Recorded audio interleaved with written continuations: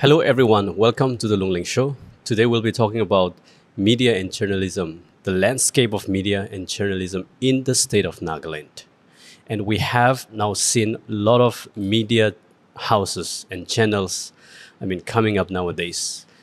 5-6 years ago, this was not expected at all that we would have people who are highly engaged in reporting from the ground and writing from the ground. But now, thankfully, we have people who are doing that dedicatedly 24/7. So we will be talking about the experiences of reporting as well as experiences of writing and questioning and working in the system as a journalist or as a reporter.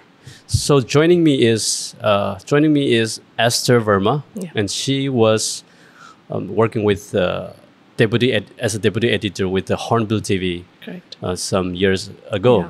And now she's currently working with Nagaland News Network as the COO, like Chief Operating Officer. Yeah. And she's also reporting a lot from the ground.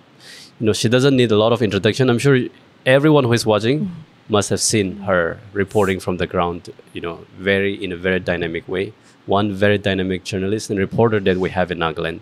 So fortunate and privileged to have someone like her to talk to us today. Thank you so much, Esther. Yeah, thanks for having me. Yeah. Great. And on my right, we have Henley Phom, and she's a senior reporter. In other words, a journalist from the Eastern Mirror. And she has worked with the Eastern Mirror for the last 11 years. So it's going to be very interesting and insightful on how their experiences have been when it comes to reporting and working as a journalist in a state like Nagaland. So thanks to both of you for joining in this conversation, and I'm hoping that we'll have a wonderful and very engaging conversation. Hope so. Thank you for having Yeah. us. Yeah. So you all started your career as a journalist or reporter in Nagaland. Yes. Yeah. Yeah. Before we jump into your experiences, I would like to know, do you have journalism background? Yeah. Correct. Yes, Yeah. I think we both do. Right. Yeah, I did my master's in communication and media studies from St. Aloysius College, Mangalore in Wow. Karnataka. Oh, okay. Yeah, I also did my bachelor's degree in mass comm from Pune. Pune. Yeah, I Wow. was there. So and then came back here and then just went straight into reporting, print for the Print. print. Yeah, Yeah. journalism. Okay. Yeah, so straight down to just reporting. Great. Yeah. I'm so glad that I have two professionals. One name, that their profession or their, journalism background I did not know before. And I'm glad to learn about it. Because we know that there are many people who are doing this without having necessarily the degree as well. Correct. I Yeah. mean, which is not necessarily wrong, but Yeah. I'm more happy that you have you have your education background on this and you have been trained on this. So as someone who has studied journalism and as someone who has been working as a journalist, how would you like to define the basic, let's say the fundamental role of a journalist or media in brief?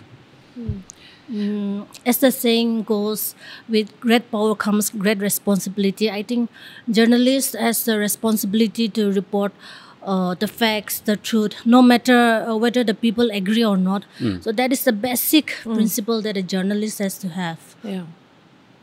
Yeah. I mean, I'm very sure, like for print, and electronic, be it both sides, it goes the same. The principles and the rules are the same for a yeah, journalist. exactly. Be it, but of course the your comfort level of reporting is different again. Like I was also in print and doing for electronic. Now being in front of a camera, it was very difficult initially because the fundamental of it, the principles of it, I would say, is like what she said. We have a very huge responsibility. Absolutely. And we don't want to make no mistakes, like I would say. Otherwise then it's downhill otherwise from there. I mean, we get into trouble. Our organization gets into trouble. Certain persons will get into trouble. Individuals, groups gets into trouble. And we're just jeopardizing all of that if we do not have those basics. Because journalists, we act as a messenger, as a watchdog. So at the end of the day, we have the responsibility of disseminating the truth, the correct information to the public and educating them also. So, yes, I agree with that. Yeah, educating. Great. Yeah. Absolutely. I mean, at the end of the day, you are being read and watched by thousands of people every single day. So you have a great responsibility. And that demands and requires you to do a lot of research or Correct. visitation before you actually, or verification before you actually publish it. I want to know what area of issue do you normally cover? Honestly, I don't think any journalist has a certain bit that an individual covers. I think we get into everything. Everything. Politics, social issues. Okay. So I also cover almost all the issues, be it politics, social issues, be it feature stories. So we usually don't have a certain bit. I think that is also one disadvantage, I should say, or we should work on more in future. Because we don't have certain bit that we want to follow. Yeah, we definitely cannot touch every part of it. Like we have our own specialization. For me, when I look at it, I try to cover a lot on my show also. But one thing that I really enjoy doing is politics. I mean, talking about politics and issues. So I agree with that. One thing I'd like to add is because we don't have a niche that we are going for, so we cannot dawn on those skills properly again. You know, because we're doing so many topics and everything, so we cannot concentrate on becoming better at reporting on particular subjects or topics or beats. But we do probably, I'm not sure about her, what her interests would be, which beat, but mine would probably be, I mean, politics is one thing that I would like to cover now. I never thought I would get into reporting for politics, political news and stuff, but now it's more interesting because you learn a lot. Politics involves, you know, what do you call, connecting the people and the politicians. I mean, the answer you know, to everything. So probably my interest lies there, and if that comes my way, I would probably concentrate more on those lines. But like she said, we are just doing a lot of things. I think whatever comes, because as a reporter, the most important thing is to catch that news first and publish first. At the end of the day, that matters because there are many competitors. So it's a good competition. Hi, before we jump into the next question, I would like to give a small shout out for this cafe. This is called Koiki Cafe. It is located at Nagaland Guda near Momo Bar. And it's a very spacious area. So what they do is they are totally different, and what distinguishes them is that they offer breakfast from 7 a.m. every single day until dinner time in the evening. So if any one of you is interested in like having a breakfast or bringing friends for a breakfast, you don't have to look out for any other restaurant or cafe. You can just directly come here, Koiki Cafe, and you can have meetings here. You can have pop-ups. You can do a lot of events here as well. It's a new restaurant, so we would like to give a brief shout out on this. And I thank the owner of this cafe for having us at their cafe. It's a wonderful place to be, fully air conditioned. Now, the next question I would like to ask the two of you is on the experience of your journey on reporting the ground. So there will be a lot of issues that will be very, very sensitive. So when you touch that, do you sometimes get some sort of a consequence, or not actually a threat, but in the form of, you know, which has an element of threat? Yeah, definitely. I mean, it's not a direct threat, I would say, you know, but definitely there's some bully tactics, I would say, that are used. I've faced it myself. Sort of not a harassment, but more like a bully tactic, you know, like that certain unions would use, organizations would use. I mean, politicians have not used that, but I would just like to, you know, make that also known that, you know, no matter what kind of news we give out for politics also, that it is just there. That is it. We report on that. But then other stuff, more coming locally, grassroots level issues and all are more sensitive. And we kind of get caught in that, you know, zone with them where kile report kurishido. Like that. Right. Exactly. That is one question, the kile kurishido. Even though whether it's the truth or not, or it's not about who is right or wrong. We are not here to judge who is right or wrong, or to tell the people that idumano, you know, this is the right one and this is the wrong one. That's not our job. Our job is to just report as it is, what it is, and then And the people make the judgment. let the people make the judgment. Yeah. But we get, like I said, kile report kurishe, kile idu kurishe, kile na kurishe. It's like, why did you say this? Why did you say that? Like, it just comes in that kind of sense. Yeah. And then take down the report right now. Wow. Yeah, Like, exactly. Yeah. Take it down, like as easy as that. We get, but no, I mean, we're not gonna, do that. We are a news channel, media house, and we have reported. We have not said anything out of context or non-factual. So I suppose that is what I face also. Yeah. Yeah, and even we have had people reaching our office searching in search of us. Really? Oh my God. Because we publish something that they are not happy with. Okay. So even we receive calls. Those days when we used to have landline, we have received calls from groups telling us, if you don't publish this, guli khawode. If you don't publish, if you don't publish this.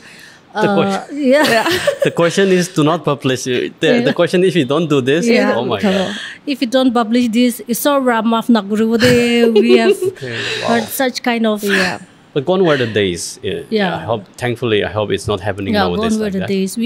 That was when we used to have landline. Right. So they had easy access to our office number. And you can't trace them who is calling, right? Yeah, we can't trace them. Okay. Yeah. But it's not like it's not happening now. It is still quite there, but a little more docile in a docile manner. Everyone I is would being say. careful. Careful. Yeah. Because then that would be reported again. Yeah, that this exactly, person has come and has done this, has said this. So I think I would also like to appeal also to certain persons, individual groups that. We are just doing it for the betterment of society. We're all in this together. I'm sure they have their agenda to make everything better, but we also want to make sure that nothing, untoward happens. And we're also doing, our best to bring everything to the people, the news. Because that is our job. That is our job, and we have to do it, Absolutely. I mean, we can get biased, anytime also. But I think as far as I understand, in the context of Nagaland, it's just the reporting stage. Because the media houses have not started making their own judgment. Like you would see the New York Times. They will write against certain presidential candidate. They will write against that party or that group, for example. Even in India, we see the Hindu or any times now. They will have their own opinion and It's very condemn obvious, anyone they feel is wrong. But we haven't reached that stage. No. For now, we're just plain reporting. Yep. But still people have issues with that. Otherwise, once we start having our own opinions and views, I think we'll be a little... we won't be sitting here, I suppose. No, I mean, jokes aside, it's very blatant, and I mean, sometimes I feel the audacity of some few people to just, think that because they're part of a union, that they can just go and threaten somebody and all. I find that very wrong. Absolutely. So we have to grow. I mean, there's a whole shift happening. There's a paradigm shift happening in today's media world and everything. So we have to accept what's coming. We have to grow, all of us together, even I mean, these organizations or unions or individuals. We all need to work together. That's all I feel. Like you said, certain papers, national papers, they have their own opinions. But here we don't do that. But still people think that we are being biased just because it is not to their liking. Yes. So people don't have that understanding. Wow. Like I'm just going to add that also. Just recently, I think it was a few months ago, I was told to give an apology letter. Whoa. Yeah. And it was not even something that I had said. It was in support of a particular group, union. And it was in support, but they misjudged my statement on another channel. So it was just my views about, how I feel being in the media. This other channel had asked me, what do you think about this? And then just a small bite in the middle of a press conference a meeting. And then the next day, they called me and asked me to write an apology letter. So, and I was in a hurry. So I said, acha, okay, thik ase mo putai diwa, email kuri diwa.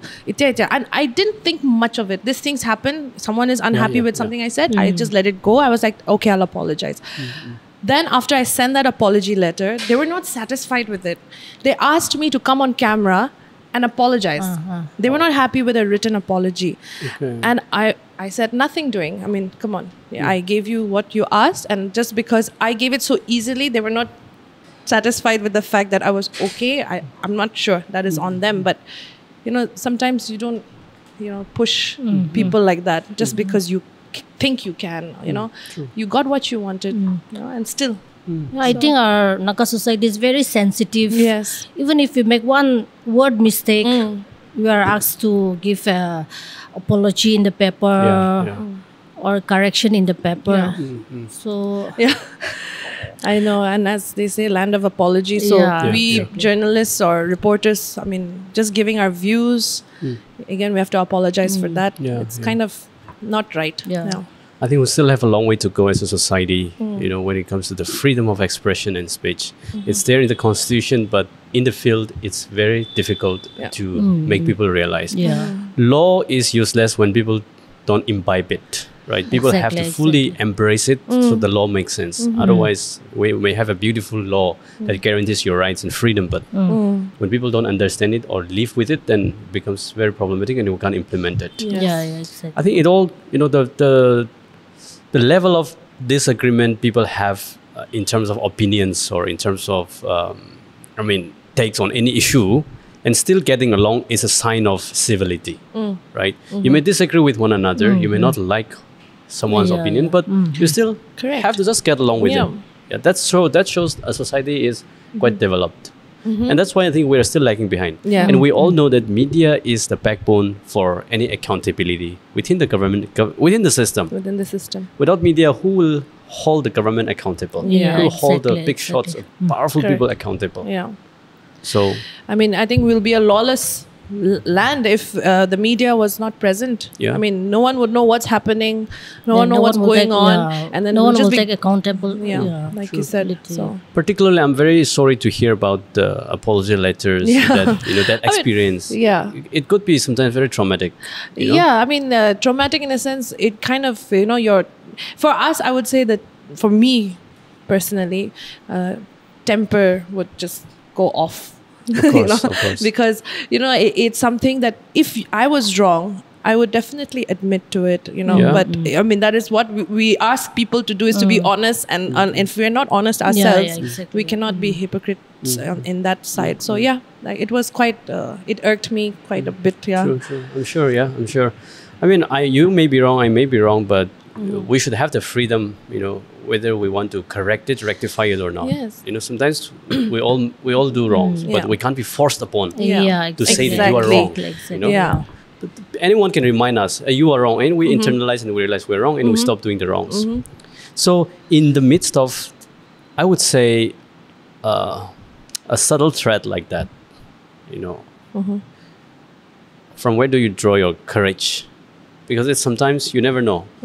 People can frame it in different way and can hurt your life also. I mean, you never know.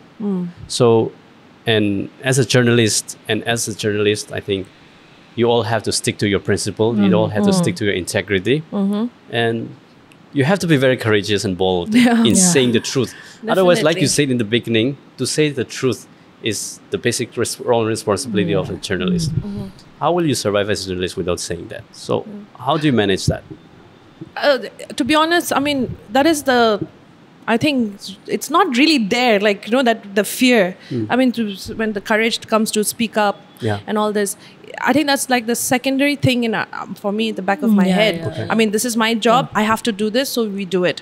I mean, regardless, that is not even there in my system to think about. But of course, when it comes to very sensitive issues where life could be in danger or something, I think we are more worried about, in our society, we have seen, this threats and dhamkis coming to our loved ones, like not for journalists but other people, like they reach the house, and then because of something we are reporting on, maybe maybe that fear is there for family, for the family, like that. But apart from that, I think when we're reporting and all, it hardly ever enters our head that this is a dangerous zone we're entering, or this is dangerous, and like that we're treading on, you know, waters like. I need to muster more courage. Yeah. You don't have time for that. No time for that. You're just like, okay. That's just secondary, like she said. Yeah, right. Because we signed up for it, Yeah. knowing the consequences. Right. So at the end of the day, journalism is what this is all about. Yes. Standing for the truth. Yeah. Without being biased, without manipulating. So when you stand for the truth, at the end of the day, no matter what the consequences is, I think truth in the end triumphs. So True. Absolutely. I mean, we're not like trying to say that we'll go like be martyrs and stuff like that. not No, like that, yeah. but as long as we're doing our job and and the right thing. and we're doing the right thing for the people, then I think that's just what goes on in our heads. Yeah. If people were wise, okay, whenever such intimidation comes your way, people should be the ones standing up for you guys. Yeah, I guess, I suppose. You know, without people's support, journalism cannot thrive. Without people's donation, journalism cannot thrive. If a big boss or a rich man starts sponsoring a journalist work, then at the end of the day, we all might have to comply to what he thinks. Of course, exactly. That's why people's support is fundamental for a thriving journalism, for a vibrant journalism in a society. That's what I believe as someone who I would agree to some context. Yeah, please. But also, I think to run a business like a media house, I'm sure we all know it's not easy.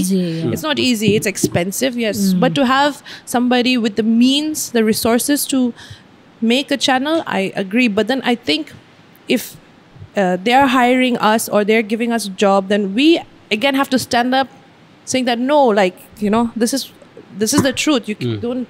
We have to also stand up to the bosses also sometimes. Absolutely. Yes. And without them also it won't without them also it won't exist. The media house. So I feel the freedom should be there. If you open a media house, it should not have an agenda. Of course, exactly. A propaganda. So you should give your journalists, your employees, your reporters the freedom to do what is right, to do the right thing only. Whether it's like that. So yes, we do need the big bosses, the big shots to also support in these kind of things. And then the people can see, yes, this is the truth and this is what they're reporting on. I think that's actually the only support I would say that is needed from the people, not their donations or not their. The newspapers are thriving on, of course, the daily, sale of issues. But media, electronic media, very well. I think we survive on what comes, online. I mean, so just watch the news and make your judgments from there. Which is very minimal. Yeah, very minimal. I mean, if you were doing because of that, then I wouldn't be doing. Yeah. So it's not because of that. Just comes as a compliment. Exactly. Yeah. I mean, a little bit of it, as something like a tip. Yeah. Yeah. It's just a tip, actually. Then so. Yeah. But at any point of time, did you? I mean, it's up to you if you want to say it or not. But did you face a situation where you had to stand up to your manager or to your organization that this piece should be written because it's important? Did you face such kind of situation? Honestly, till today, I haven't faced such situation because I've had very supportive editors, the past, the present editors, the management. They have been very supportive of the work that we do. Okay. So I've been very fortunate on that line. Because we all know what we have signed up for. The management, the editors. Yeah. And I'm very sure your management and editors also know what you're capable of. So they're not going to come in between of that. They know your capabilities. They have never interfered in our reports. Okay. They have never questioned us why we are questioning the government. Great. Just an example. Right. So okay. Now it's getting interesting with when I heard about your experiences and your thoughts on reporting and taking a step. Sometimes you may get intimidated by what people say sometimes. But I feel whatever you are doing, I'm strongly, genuinely feeling that should you have the freedom, should you have more freedom like people have in the Western countries when it comes to freedom of speech and expression and writings and all, do you think you could have gone even more deeper and more aggressive also with the powerful people or who are known as corrupt or who are known as not doing the right thing? Definitely. And when you have your facts straight up in your hand, the facts with proper proof, right? Then you can just, go But I in. think we still do that when we have the facts with us. If we have the proper research, right? So we still do that. Okay. And then sometimes, you do it and then people are not really aware that it's supposed to be like that as journalists. I mean, like outside you see these reporters, they're just fighting left and right and pushing themselves through crowded areas and just going for it. They don't give, anything about, whoever is there. They just go and do it. So over here, sometimes maybe people will think, oh, man, over smart as when we do that. But that's the job. I need an answer from somebody. I will do whatever it takes to get it, unless and until I have the facts. But over here, I guess people are not ready. They're not aware, or maybe I don't know what it is. But in a way, like they'll talk like that. But I think we also put ourselves in someone's shoe before doing that, because we are a little sensitive. That's true. We're very sensitive people. That's why sometimes we also put ourselves in their shoes and stop ourselves. So my conclusion is that should you have more freedom and should people understand more about disagreements, dissents, then you could have done even more aggressive work. Aggressive as in, something that will challenge the system. But knowing the sensitivity of the people, you are all also holding up a little bit. Holding back, yourself all the time. But trying to do what is needed at the same time. So my takeaway would be, our journalists in Nagaland will also be able to do more work of journalism and, let's say, even investigative journalism, had they have the freedom, which is supported by the people, right? So people should not be the one threatening, intimidating you guys. They should be the one, the civil societies, the union should be the one supporting you guys. Exactly. If you have that support, you can do more, vibrant works, dynamic works as a journalist. That's my impression. That's true. Very much. That is, and that's what we also want. Also, I would love for, instead of certain councils, village councils, instead of stopping me from doing, they should be backing up and saying, oh, the resident of our colony, Bia Kurishe, let's try to, bring justice to whoever was, like that, victimized or whatever, So, see, our society is so small as well. Our population is so small. We know who is who. We know who is who. Everybody knows someone's relative, someone's uncle, someone's this and that will come in, if something happens. So there are many times where we have supported a victim and we have reported so much day in and day out for the victim, given them so much support. After 2-3 days, compromise. Exactly, And then the hard work, the support, it's very discouraging. They just use us sometimes. And we feel like, we're so misused, to just get their word across, to threaten the other party or the other, like that. So they'll compromise and that's it. It ends there. Our hard work is gone. When we call up the police for more information, they inform us that the parties have compromised themselves. So they don't want to give out more information. So it ends there. The whole case just settles down. Sometimes, we finish our reports, submit it for editing. Then we get a call. They have compromised. Don't so publish at the end it. of the day, our hard work is scrapped. Is in vain. But don't you think it still requires you to, make a story out of it? Even though you get a call that's been compromised, don't write anymore. You can still do it. Don't you think you can still write about it and say somewhere that although this story went like this, this case is known to have been compromised by the two people. we do it that. will still be a great story. Sometimes some we cases do are that, there where we do that. Which if it's not too sensitive, then we definitely they've come to an amicable, solution on this, and they've decided like that. We always do that for some cases, but not all. Yeah, there are they some, just don't want us. They don't want it out at all. The case, As if like you are paid to do that. Yeah. Right? Exactly. Again, but then again, it's all about the sensitivity issues in this state. I suppose we are being also very sensitive. Yeah. I know as a person, I would also, if there is a very sensitive issue with me, I would not like any journalist to publish. I'm being honest. But when a journalist publish, I would not like it, but I would not approach them. Hey, why do you publish? Yeah. Honestly, as a human, we all don't want to get published of the wrong things that we have done. But still, when someone does it, I have no say on that. It's their life, it's their work. It's their no say on that. That is why I earlier stated that we put ourselves into someone's shoe.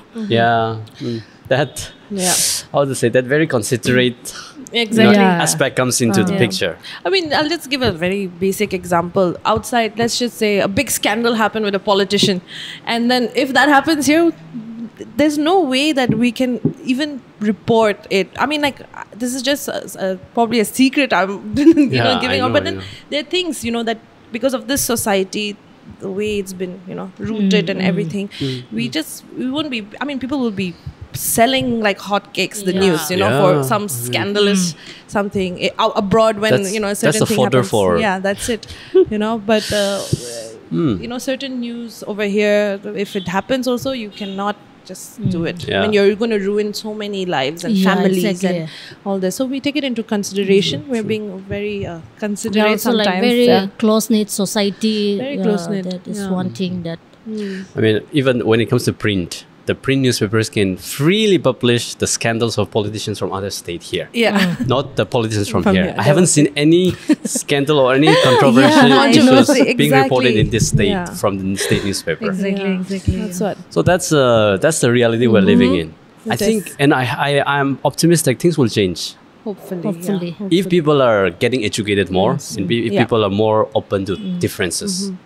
And it should start from young people. Young people, exactly. Right. They need to be more aware. I think now Nagaland media is going through a very exciting It is taking phase a with because people are consuming both the traditional media, the new digital media. So it is going through a very exciting. I want to hear your opinion on this. Last ULP election, we see a case in Kohima where a certain politician entered the polling booth, and there were reporters questioning that politician. Why do you do? It was in Dimapur. In Dimapur, Dimapur. I mean, I'm not particularizing a person, but just for the fact that it's a politician, it's an MLA, so reporters are able to question them directly in the field. That's somewhat encouraging, not because that politician is wrong or right, but a journalist, young journalist, having the guts to question to a politician in general, very generally. So I was happy to see that. I mean, by doing that, I think we can see more accountability with the from the leaders and transparency again. Yeah, but then there were videos of it also, but there's no accountability again. Even if there's proof, it just died down again. We have done the reports. Now what more can we do? But then again, there's no answer. I mean, because there was lots of justification going on. I think, but the journalists did their part. The reporters did their part. No. So, and you are not a law enforcement agency. You can't enforce at the end of the day.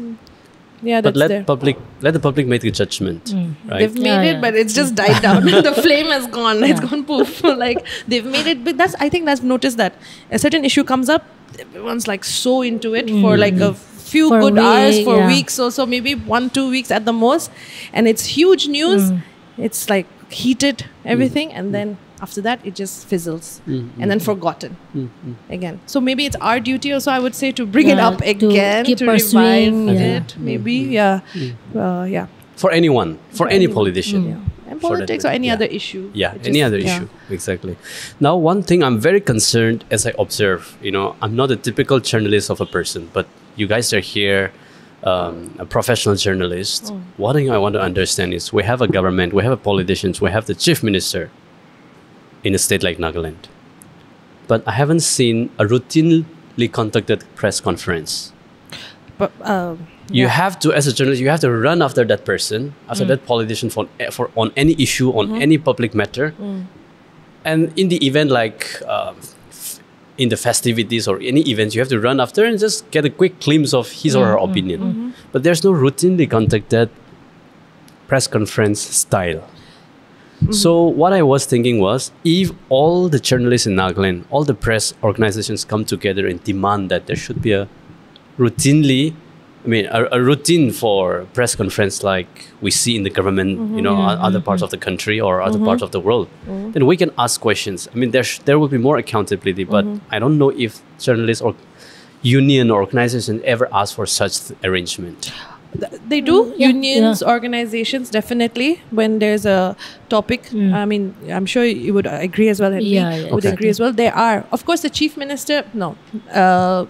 But he's a very busy man. We are very aware of that. But when we do catch him at an event, the event could be of anything. Could be an inaugural function. But then we catch him there and ask him about, in that split few seconds that we have with him, we just try to put in all the issues and ask him, because till now I don't think we've had a press conference with the chief minister, not the proper press conference. But definitely unions and organizations and all this, they do call for press conference. Okay, that's fine. They're not in the power. They're not in power. It's fine whether they want to give or not. It doesn't matter.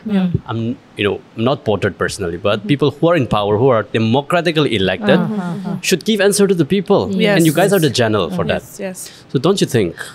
I mean, I'm not specifically saying I'm our chief minister, but as a state leader, don't you think there should be a regular press conference on any new issue that pops up? Right? Yes. What's your take on that?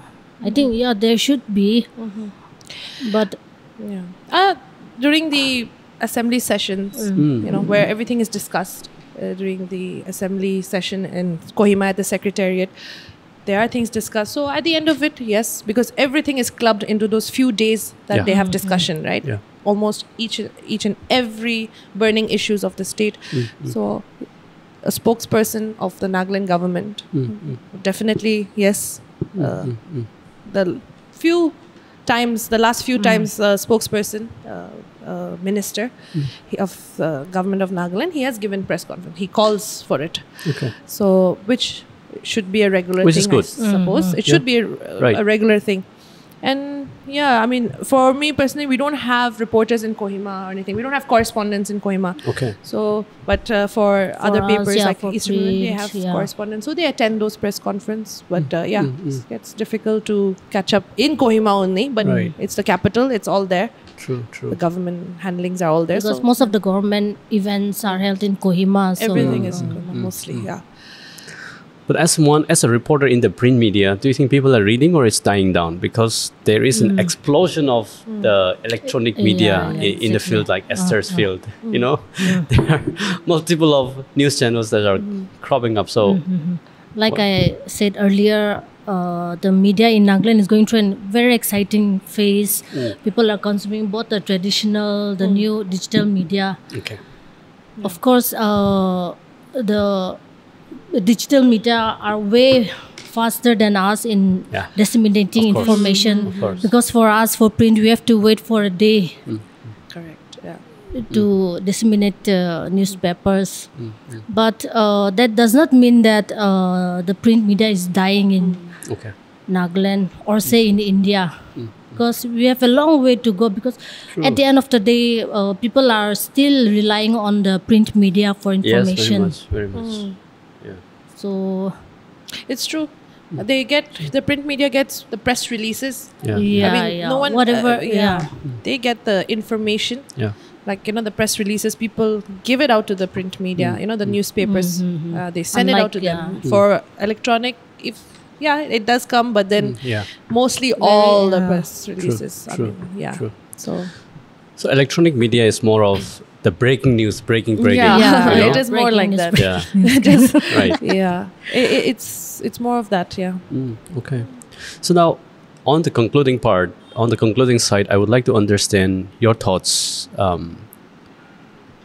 Were you given the freedom and more power to cover and to also question the wrong things? How would you imagine yourself doing it? Like, imagine that you are given that freedom, because probably you don't have that maximum optimal freedom right now.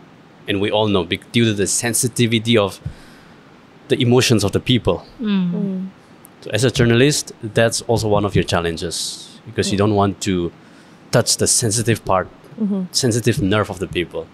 So, but you are still doing what is at least minimally needed. I'm not. How would you like given the full freedom? How would you, work out your full potential to be a journalist? In a state like Nagaland. I mean, do you have room? More room to do? Like I want to do this. I would even go beyond that boundary if I have the support of the people and people have the understanding.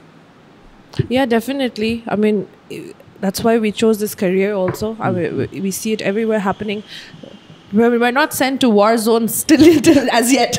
We're not sent as yet. But then, it would be, for me personally, it would be really challenging. But also, this is what you signed up for as well, to go and do this without that fear.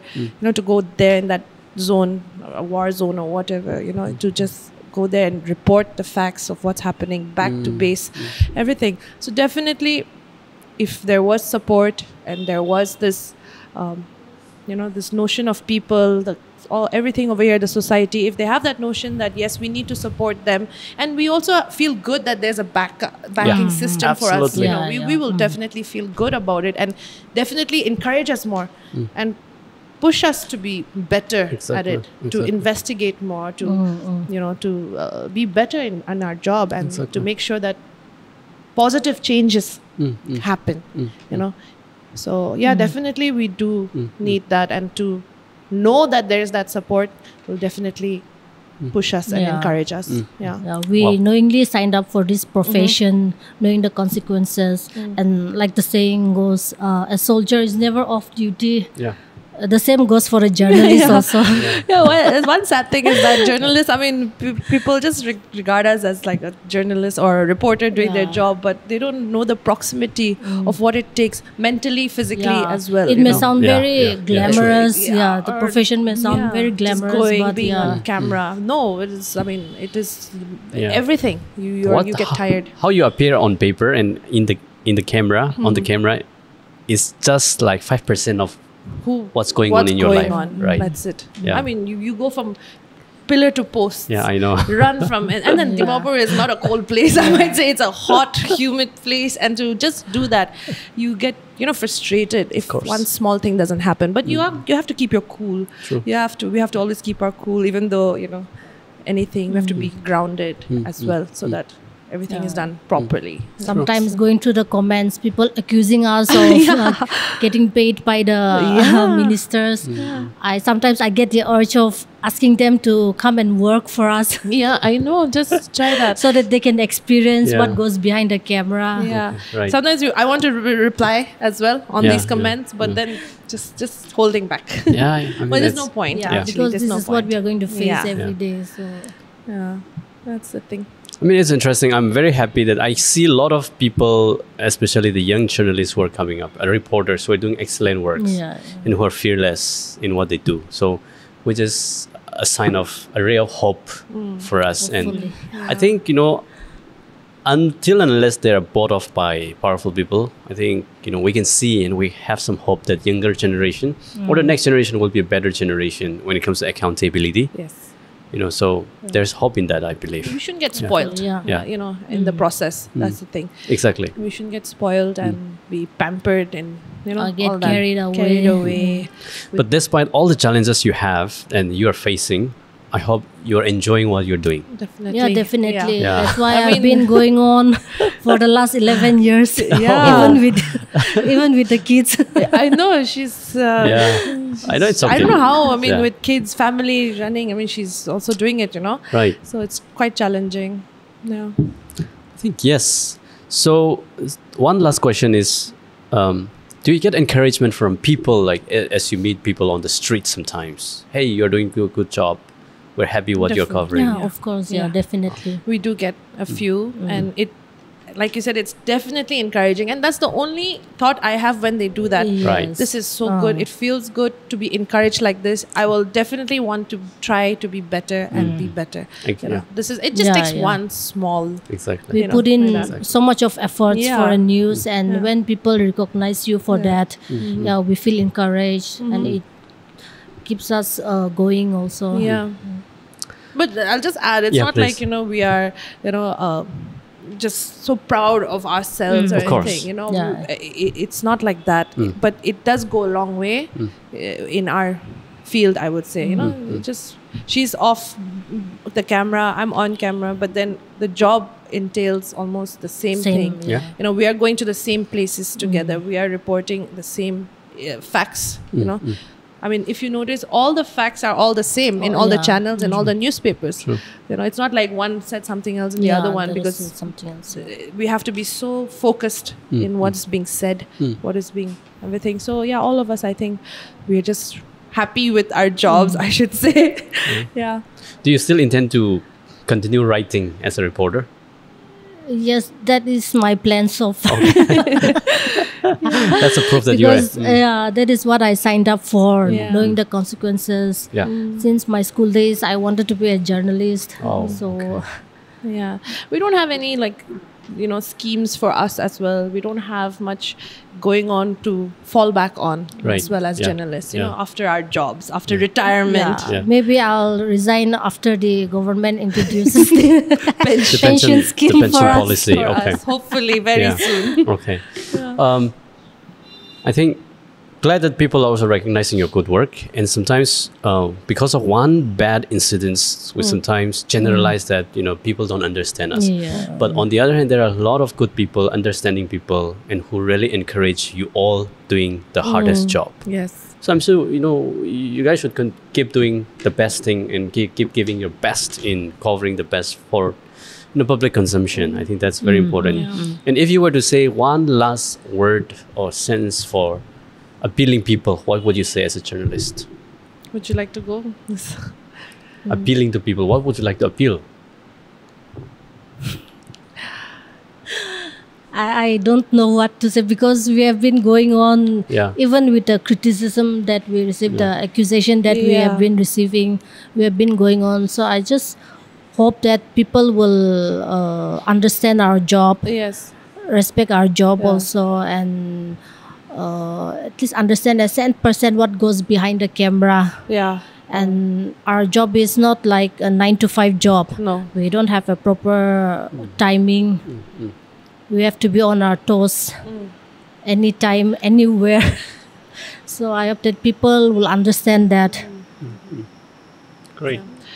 Yeah, the same Yeah, lines, that the is same it, thing. yeah. I would agree with that. And the understanding of exactly what she said. We have to be ready every time, anytime, to reach a place, even if, we are off also, or we are just off office or break or like that. I mean, even if we take a vacation for like even 2-3 days, the phone will not stop ringing. Yeah. The phone is going to keep ringing. Yeah. We're going to keep receiving updates, and we have to coordinate. It's a 24-hour job.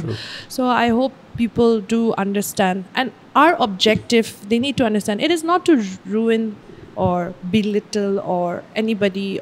They have to understand the objective of us as reporters, that we want you all, everybody, to know the truth. We're doing it for you. Exactly. To be informed. Yes, exactly. To be informed. We're not doing it for ourselves. We're not doing it for our organization also. The first is the people. We're doing it for the people, so that they get the right information. And these days, how social media is, it's just all fake news here and there, and then we need to also, we're there to verify that and to make sure that people get the right thing. So I hope people understand that it takes a lot. There are millions of phone calls we have to make to just verify one small, just one Very word, true. one Small sentence. thing. So it takes a lot. Yeah. So that is all. Our mind is always occupied, even before going to sleep. We are always like, what should I do tomorrow? What news should I Exactly. And what is happening pursue to that tomorrow? one? It's Yeah. just a continuous thing. Wonderful. Morning to night. Great. So Esther Verma, CEO of Nagaland News Network, and Henley Phom Odyou, senior journalist from Eastern Mirror. Thank you so much for sharing your insightful opinions and experiences. And I hope people will, find it interesting as I find it very, very interesting. Thank you so much. And keep up your good work. Thanks so much. Thank you. Thanks for having us. Thank you. Yeah.